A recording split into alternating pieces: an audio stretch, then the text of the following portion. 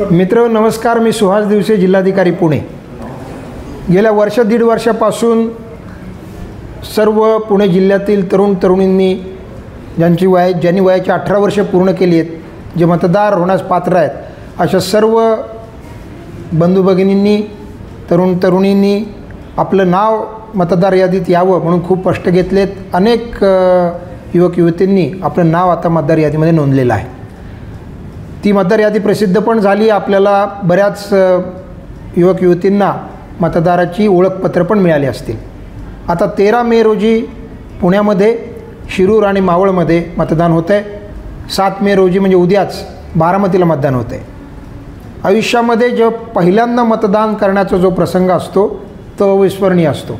हे पहिल्यांदाच होतं आणि त्यामुळं मला सगळ्यांना विनंती करायची, आवाहन करायचं आहे की आपण आता मतदार आहात आणि भारताचे एक सुजाण नागरिक आहात। मतदार म्हणून आपलं मत देणं हे कर्तव्य आहे, हे राष्ट्रीय कर्तव्य आपण सर्वांनी मिळून पार पाडायचं आहे। आपण मतदान करून बाहेर आल्यानंतर मतदान केंद्राच्या 100 मीटरच्या बाहेर आपण स्वतःची एक सेल्फी काढा। आपल्याला काय मेसेज त्याच्यात काय टाईप करायचा असेल तो टाईप करा आणि आम्हाला तो दिलेल्या आमचा जो काही नंबर आहे किंवा ईमेल आहे त्याच्यावर पाठवून द्या।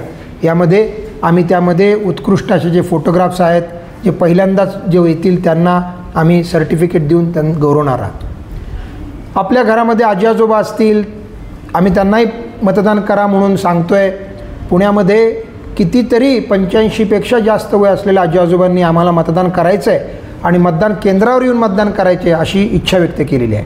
आपण असंही एक कॅम्पेन चालवतो आहे, आजी आजोबा चला मतदान करूया।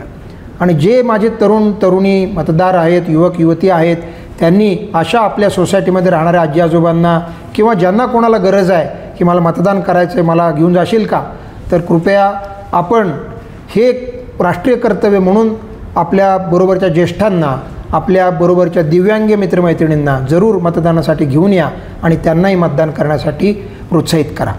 जिल्हा प्रशासनामार्फत पुणेकर वोट कर नावाचं आपण एक कॅम्पेन सुरू केलं आहे। मित्रांनो, आपल्याला कल्पना नसावी पण मी सांगतो, पुणे जिल्हा सर्वच बाबतीमध्ये अग्रेसर आहे। मग ते कृषी असो, मग ते उद्योग असो, मग शिक्षण असो, सगळ्याच बाबतीमध्ये पुणे कुठंच उणं नाही।